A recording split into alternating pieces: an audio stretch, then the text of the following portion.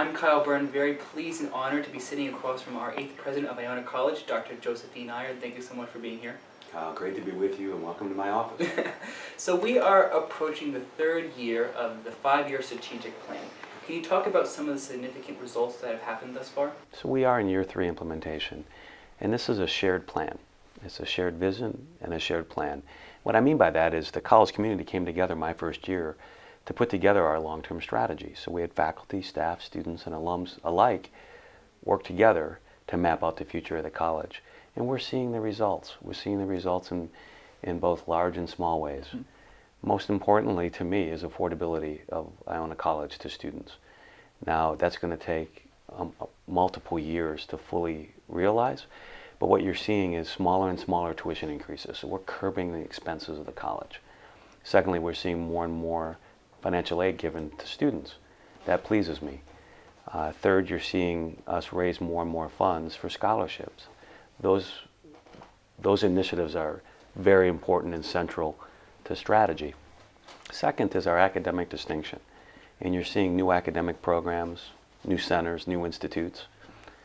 To name a few, we have cybersecurity. We opened that last year. The new speech language pathology master's program and the clinic that's associated up at Holy Family School. We built that this summer. You're seeing new centers and institutes. The Institute for Thomas Paine Studies. We're the only college in the country to have such an institute. Thanhouser Film Archives, that's just coming into focus for us now. The Center for Financial Market Studies, the trading floor, the Center for Healthcare Analytics, all important for us to carve out the distinction of the college. We just learned last week that the Hagen School of Business is ranked in the top 50 in the country for return on investment. Wow. A number of other things you're seeing come from strategy. The campus physically is 30% larger than it was 3 years ago. We've acquired a lot of land. That's part of the campus master plan. Our endowment's doubled in 3 years. That allows us to do more for students. It allows us to endow faculty, and we just endowed Dr. Sung-Hee Lee, the chair of chemistry. So we're making strategic investments in the distinction of the college, in the distinction of our students, in the student experience by way of residence halls and learning communities, in the curriculum from centers, institutes to the core curriculum, which I know we'll talk about in a little bit, to the campus infrastructure and new buildings, learning and social environments. So we're seeing the results of strategy being implemented, and our job is to ensure that this college continues to thrive as we come into our next 75 years. Where is the endowment at right now? The endowment on any given day, because it's subject to minor fluctuations in the market, approximately $104 million, up from just $52 million a few short years ago. That's a major improvement right there. Anytime you can double your endowment in a few years, that's a significant accomplishment. And that's all of us. That's us curbing expenses. That's us seeing returns in the market. And that's us as a college, our students, our faculty and staff, inspiring our alums to support the college.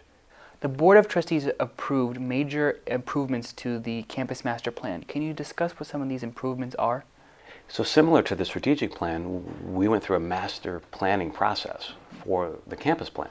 So students, faculty, and staff had a voice in the future of the physical campus. Large projects and small projects. The large projects are the following: a new residence hall at the site where the diner once was. We want to double the amount of science square footage we have. We'd like to build a new school of business, a new fine and performing arts center, and also we want to turn our basketball gym into a basketball arena. And we're very pleased that we have such supportive alums, and we're launching and have launched our largest comprehensive fundraising campaign, Iona Forever. For the second time this year, Iona has received an upgrade to its credit rating. Earlier in the year, Iona was one of 9 colleges to receive an upgrade by Moody's. And on Monday, Standard & Poor's improved Iona's credit rating outlook to stable. What does this mean for the college? Well, in and of itself, a credit rating, I don't think is the point, but this is a monumental accomplishment for the college. You're right, 9 colleges in the country, just 9, received an upgrade by Moody's. We received that in May. Of those 9, we'll soon see how many of them got a second upgrade from Standard & Poor's. we achieved that.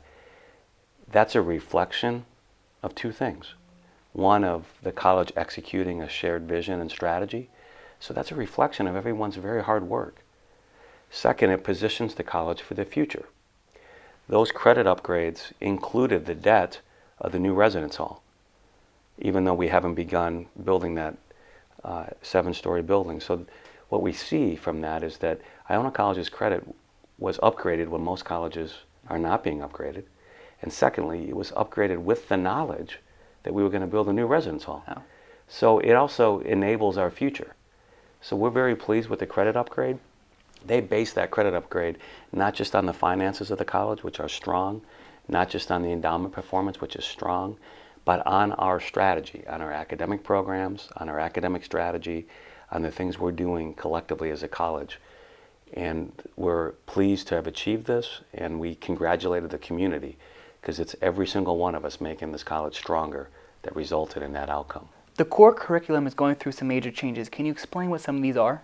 So we're very pleased. Our strategic plan called for a review of the core. Our middle states accreditation called for a review of the core. Colleges should regularly review, regularly maybe on an every 10-year cycle, but really take a hard look at their core and determine, is it meeting the students' needs for today and tomorrow? And I'm pleased with the faculty. They led the core. Who should lead the core revisions? The faculty. Yeah, makes sense. And our faculty led this core revision process. Dr. Mulligan and Dr. Jordan co-led the work group. And what it does is makes our core more distinctive, goes to academic distinction of the strategy. It makes our core more closely in line with our mission. It ensures that our freshmen have a common experience. It embraces living learning communities. It lessens the number of credit hours in the core.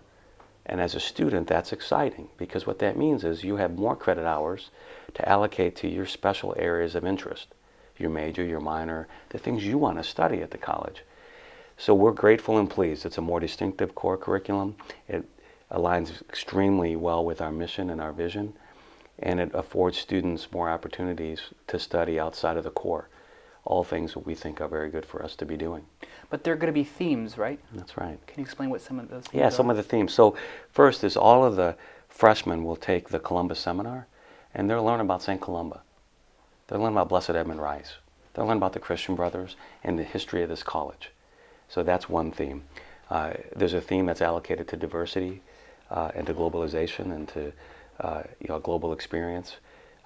There's themed living learning communities, all towards trying to ensure that the core curriculum experience has the classic liberal arts orientation, but also is positioning our students for an appreciation of the things that we say are important in life and that are part of our Catholic intellectual tradition. Diversity of faith, thought, backgrounds, ethnicity. Trying to better understand the world in which you're going to go out and move. The importance of service and the commitment to others.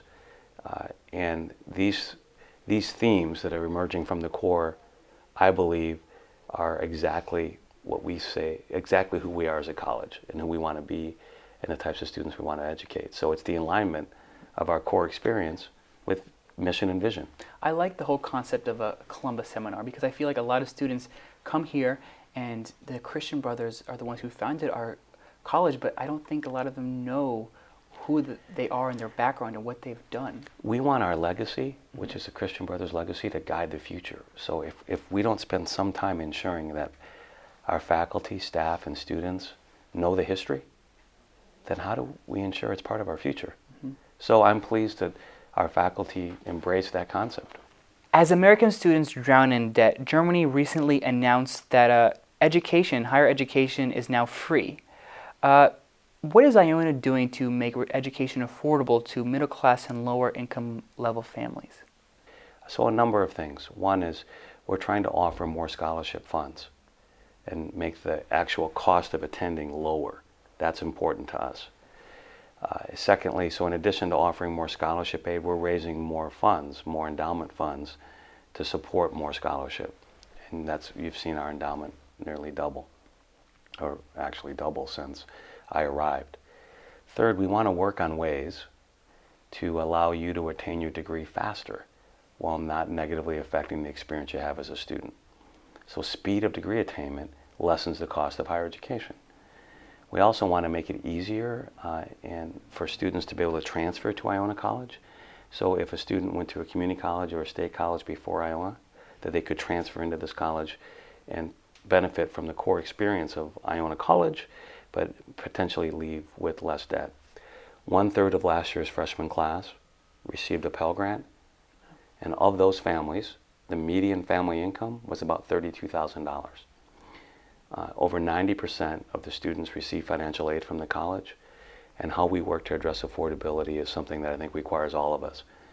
2 years ago, our faculty and staff took a vote on the budget committee to say, if needed, we'd rather put affordability above our raises. Now, thankfully, we could still give raises. The cost to raise your family, to live, goes up every year, and we think it's important that we pay people fairly. But symbolically, for our faculty and staff to say, if needed, I'll put my family income aside in favor of affordability means that this college, collectively, is living its mission. So those are some of the things we're doing to address affordability. I know our government's also very focused on how to address affordability. And we've been advocating at the state level that whether you attend a state college, university, or a private one in New York, that you should be offered the same support from the state. And you should have a choice. And I think that those advocacy attempts are beginning to yield results. Discuss where Iona is at in terms of enrollment for this semester. We're at 101% of budget, which means that we have more students than we budgeted to attend. We know that there's continued pressure in graduate arts and sciences across the country, as well as in our corridor. We also know that there are fewer students graduating high school for the next 7 years in this part of the country. It's not because students aren't doing well in high schools, there's just fewer students. You've seen the consolidation of a number of high schools, especially private high schools, because there's fewer students.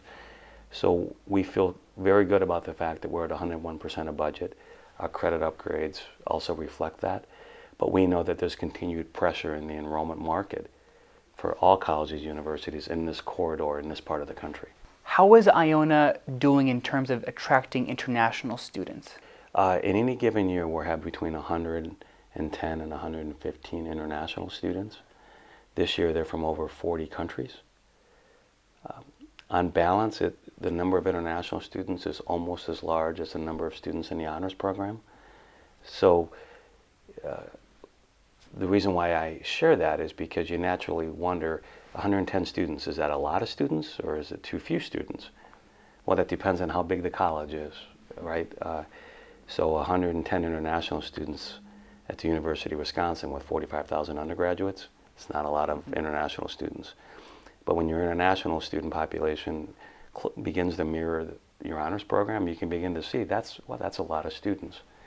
And we've worked to try to ensure that the international student experience is as positive as it is for other students at Iona. And you've seen some investments like in the International Student Center and some other things the college has done recently to try to ensure that the experience for students from outside the U.S. is a very healthy, high-quality experience. And we have some more work to do on that front. But this is a big push for the college, right, to attract more international students and build relationships with other universities. I mean, you went to Spain recently and signed a partnership with universities over there. Can you talk a little bit about that? So we do think it's a benefit to the college to bring students from outside the U.S. to attend school here. We think it adds to the vibrancy and the diversity at campus. We think that's very important. We want to ensure that we're able to do that in a way that bodes well for the future. So we have been working on institutional agreements with other universities outside the United States. And to the extent we're able to do that, we know we're linking with universities and colleges that have a shared mission and a shared focus and more in common, that it would increase the probability of success. So we've spent a lot of time focused on building relationships with universities outside the United States to try to create this portal or pathway. And we want that to be reciprocal. I'd like to establish more linkage agreements so that you could perhaps study here for 2 years and study for a year in Spain and a year in China, and you'd receive an Iona degree. Now that's going to take time and mapping and accreditation and an awful lot of work with regulatory bodies. But unless we start doing the work, it'll never get done. Iona is approaching its 75th anniversary. What are some of the big plans Iona has to commemorate its 75th? So a few things. One, I want to say you're absolutely right, and we're coming into our 75th as we close out this academic year. It's a very exciting time for the college. 75 years for a college, we're a pretty young college, but we compete in a marketplace with colleges that are 150 years old, twice as old as us. So we have a lot to do to get ready for the 75th. We've got a 75th committee that's comprised of students, faculty, staff, and alums, and Christian brothers that are focused on planning our 75th year and beyond. There's an update to the first 50-year book that was written by Brother Quinn that will be the first 75 years. There'll be a series of celebrations. We'll kick this off at the Trustee Gala in April. Our 2 honorees for that gala, Cardinal Dolan will receive the Blessed Edmund Rice Humanitarian Award, and Trustee and Chairman Jim Hines, the Hines Center, will be our honoree. And we'll start the celebration at that point. That'll bring us through 2 graduation cycles. You'll see some changes to campus to support that, a series of events, a new marketing and branding strategy tied to the 75th, and we'll spend a lot of time having it be a year-long plus celebration of all the Christian brothers have done and all of our alums, 40,000 plus, that have graduated from this great college. What would you like the next 75 years to look like? A number of things I want the next 75 years. I want the next 75 years, so when we look back at the 150th celebration, one, I hope I'm here to see it. Number 2, I'd like us to be a college that's extremely well known for the quality of the student experience, for its academic rigor. Not necessarily a gigantic, large college, but rather a college that's so well known for the transformational experience. And I believe I see it every day. I'd like us to be better known for that. Second, I'd like to elevate our academic distinction. But third, I'd like to ensure when we look back, we say that college began making meaningful strides, and that's an affordable education of extremely high quality. And when you graduate Iona College, your life has changed forever. Now, a few of those things are already true, and we have to continue them in the future. And I want to ensure that not only have we elevated our academic distinction, but we've made this college accessible and affordable for anyone who wants to come.